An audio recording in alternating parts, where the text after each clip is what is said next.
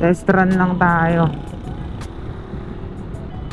Gusto ko lang subukan tong Hero 4 natin, ano, kung worth it pa ba siya gamitin, kung malinaw pa yung quality niya. Ayan, ginamitan natin to ng external mic. And ayan, shoot tayo sa 1080p Super View wide angle. Ayan, on yung Pro Tune natin. Hindi ko maalala yung setup natin, pero mamaya pakita ko sa inyo. Ba't pala di tayo pumunta dito? So, at ito nga, naka-close yung visor natin.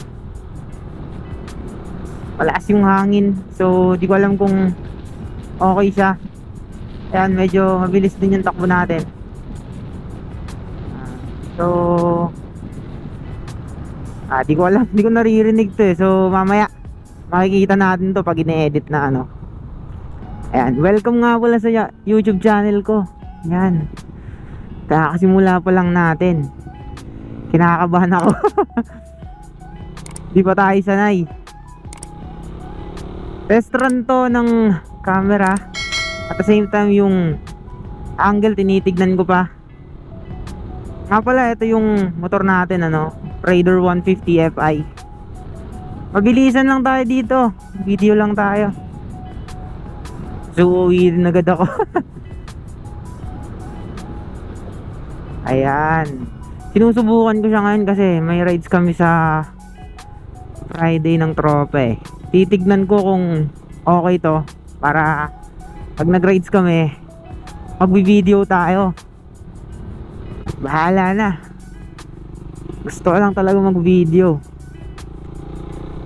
Marami-rami na rin kasi yung rides natin na di natin na-video, no? So sayang, para may memories din tayo.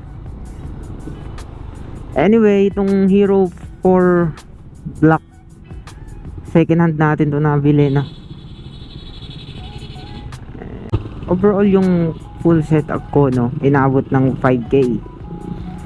Ayan, meron na siyang mic, may mic adapter, SD card, hiwala yung SD card, no. Tapos bumili rin tayo ng yung case nya, yung may saksakan ng mic, yung gilid. Ayun, yung bilhin natin. Tapos bumili rin pala tayo ng helmet mount.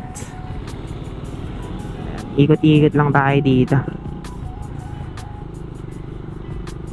Ayan, pagpasensyaan nyo na, di pa talaga ako sanay mag-video at magsalita. Practice pa tayo, no? Pero ayun nga, test run. So subok. Walang masama, sumubok. Ilang beses ko na rin tong ginamit, no? Ilang linggo pa lang to sa akin eh. So, ilang beses na rin natin nagamit to. Nag-experiment ako ng angle eh. Tinitignan ko kung ano yung magandang angle na pasok sa kanya, no? Yung kita yung handlebar, tsaka yung nasa harapan.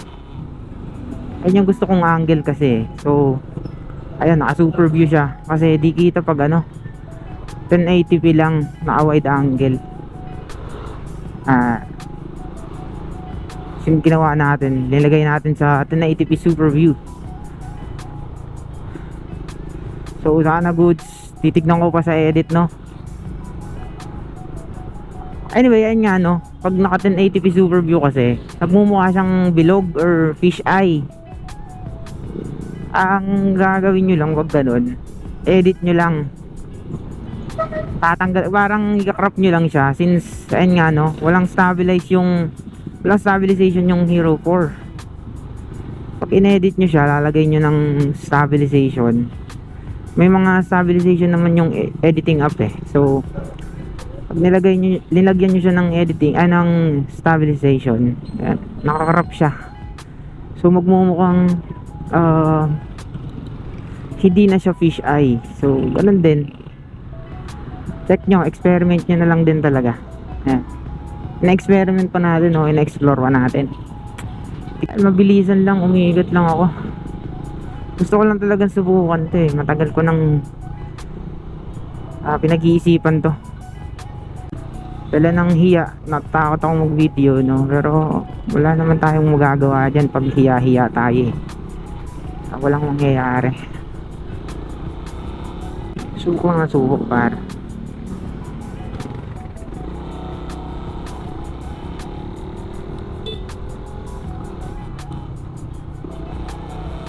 By the way, itong motor pala natin, no? Mag 1 year pa lang to sa akin. Mababa pa yung odo kasi di naman tayo nakakapag-rides lagi. Bihira kami mag-rides. Kaya ang baba pa ng odo, although mag 1 year na siya, no? At kahapon magbi-video ako eh. Kaso umulan.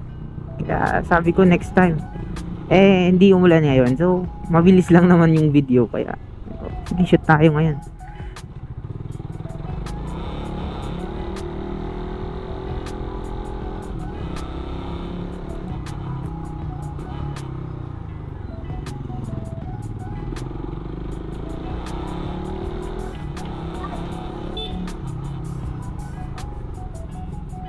Raider 150 Fi. Ang sarap talaga manual. Sarap gamitin na itong Raider FI, no?